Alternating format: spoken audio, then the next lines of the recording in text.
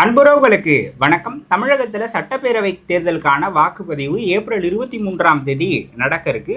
அனைவரும் கண்டிப்பாக வாக்களியுங்கள். வாக்களிப்பது நம்மளுடைய உரிமையும் கடமையும்.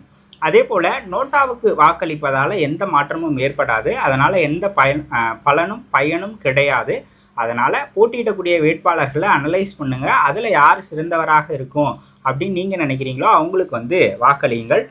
ஒரு வேட்பாளருக்கு வாக்களிப்பது தான் சிறந்த முறை. ஒரு நோட்டாவுக்கு வாக்களிப்பதால் எந்த பயனும் இல்லை. அதை மட்டும் ஞாபகம் வச்சுங்க. இதனுடைய கைண்டு ரிக்வெஸ்ட். இந்த காணொலியில் திருவண்ணாமலை மாவட்டத்தில் வரக்கூடிய திருவண்ணாமலை சட்டமன்ற தொகுதி குறித்து தான் பார்க்க போகிறோம். அங்கே யார் யார் போட்டிடுறாங்க, அங்கே எவ்வளோ வாக்காளர்கள் இருக்கிறாங்க, அங்கே கள சூழ்நிலை எப்படி இருக்குது அப்படின்றத தெரிஞ்சுக்கலாம். திருவண்ணாமலை மாவட்டத்தில் வரக்கூடிய திருவண்ணாமலை சட்டமன்ற தொகுதி எண் 63. மாவட்டமும் திருவண்ணாமலை தான். நாடாளுமன்ற தொகுதியும் திருவண்ணாமலைக்கு உட்பட்டு தான் வரும். இங்கே யார் யார் வேட்பாளராக இருக்கிறாங்க அப்படின்னு பார்த்தீங்கன்னா, திமுகவின் சார்பில் ஏவா வேலு அவர்கள் போட்டியிடுகிறார். பாஜகவின் சார்பில் சி ஏழுமலை அவர்கள், நாம் தமிழர் கட்சியின் சார்பில் விக்னேஷ், தமிழக வெற்றி கழகத்தின் சார்பில் அருள் ஆறுமுகம் அவர்கள் போட்டியிடுகிறார். வாக்காளர்கள் பார்த்தீங்க அப்படின்னா 1,19,783 ஆண்கள். பெண்கள் 1,27,474 பெண்கள். மூன்றாம் பாலினத்தவர் 48 பேர். ஒட்டுமொத்தமாக 2,47,305. 318 வாக்குச்சாவடிகள் திருவண்ணாமலை சட்டமன்ற தொகுதிக்கு உட்பட்டு இருக்குது. என்னென்ன சமூகங்கள் பெரும்பான்மையாக இருக்குது அப்படின்னு பார்த்தீங்கன்னா, வன்னியர்கள் 31%, ஆதிதிராவிடர்கள் 18%, முதலியார்கள் 11%, கிறிஸ்தவர்கள் 11%, இஸ்லாமியர்கள் 11%. இதுவரை இந்த நடந்த தேர்தல்களில் யார் வெற்றி பெற்றிருக்காங்க அப்படின்னு பார்த்தீங்கன்னா, காங்கிரஸ் இங்கே 6 முறையும், திமுக இங்கு 9 முறையும் ஜெயிச்சிருக்கிறாங்க. அதிமுக இங்கு 1 முறை கூட வெற்றி பெறவில்லை. இது முக்கியமாக பார்க்க வேண்டிய விஷயம். 2011 இங்கே ஏவா வேலு அவர்கள் தான் வெற்றி பெற்றுட்டு வரார். 2011, 16, 21 ஆகிய 3 தேர்தல்களில் ஏவா வேலு அவர்கள் தான் இங்கே ஜெயிச்சிருக்கிறாரு. 2021 தேர்தல் முடிவுகளை பார்த்தோம் அப்படின்னா, திமுக 1,37,876 வாக்குகளை பெற்றிருக்கு. பாஜக கடந்த முறையும் அதிமுக கூட்டணியில் இங்கே பாஜக தான் போட்டிக்கிட்டாங்க. 43,203 வாக்குகளை பெற்றாங்க. சதவீத அடிப்படையில் 20%. நாம் தமிழர் கட்சி 13,995 வாக்குகளையும், மக்கள் நீதி மையம் 6,246 வாக்குகளையும் பெற்றாங்க. வேட்பாளர்கள் குறித்து பார்க்கலாம். முதல்ல ஏவா வேலு அவர்கள் அதிமுகவில் தன்னுடைய அரசியல் பயணத்தை தொடங்கியவர். அதிமுகவில் 1984 தண்டாரம்பட்டில் போட்டியிட்டு வெற்றி பெற்றவர். அதன் பிறகு எம்ஜிஆர் மறைவுக்கு பிறகு அவர் எம்ஜிஆருடைய தீவிர ரசிகரான பாக்கியராஜ் அவர்கள் ஆரம்பித்த கட்சியில் இணைந்தார். அந்த கட்சியில் பொறுப்புகள் எல்லாம் இருந்தார். அதன் பிறகு அவர் பாக்கியராஜ் அவர்கள் கட்சியை கலைச்சிட்டாங்க. அதன் பிறகு 1995 காலகட்டத்தில் அவர் திமுகவில் இணைகிறார்.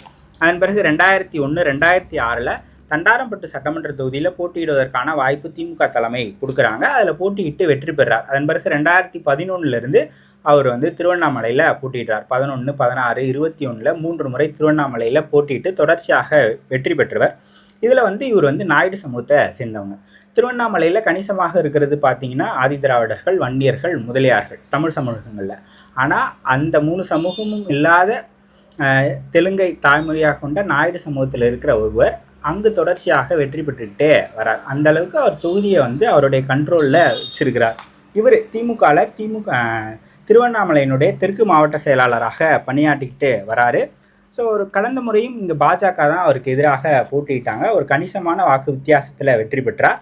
இப்போவும் கூட அங்கே இருக்கக்கூடிய சிறுபான்மையின வாக்குகள் இவர் தொகுதியை ரொம்ப கண்ட்ரோலாக வச்சிருக்கிறார். தொடர்ச்சியாக நலத்திட்டங்கள்லாம் செஞ்சிருக்கிறார்.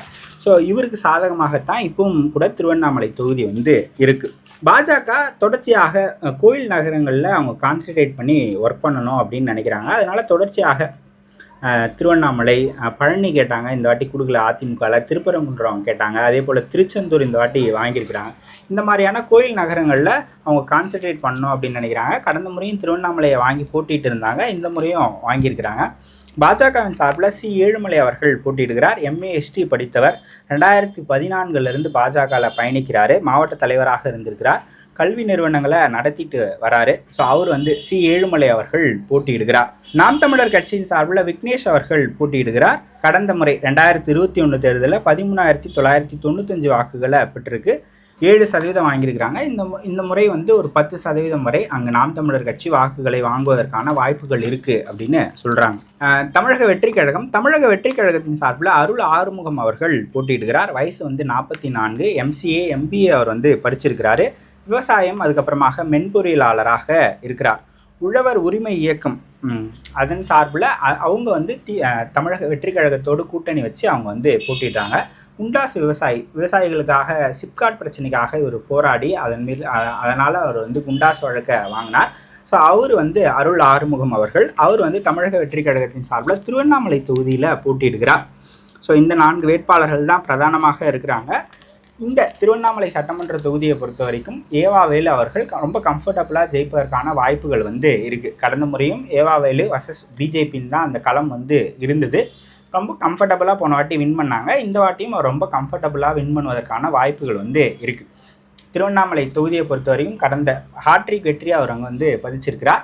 இந்த முறை 4வதாக தொடர்ச்சியாக அவர் அங்கே வெற்றி பெறுவதற்கான சூழ்நிலை இருக்குது அப்படின்னு நான் வந்து நினைக்கிறேன். நீங்கள் என்ன நினைக்கிறீங்க? திருவண்ணாமலை தொகுதியில் யார் வெற்றி பெற்றால் சரியாக இருக்கும் அப்படின்னு நினைக்கிறீங்க அப்படின்றத கமெண்ட் செக்ஷனில் சொல்லுங்கள். தொடர்ச்சியாக ஆதரவு கொடுங்க. எல்லாருமே ஓட்டு போடுங்க. ஓட்டு போடுறது நம்மளுடைய உரிமை. கண்டிப்பாக நோட்டாவுக்கு போடாதீங்க. ஏதோ ஒரு வேட்பாளருக்கு ஓட்டு போடுங்க. நன்றி, வணக்கம்.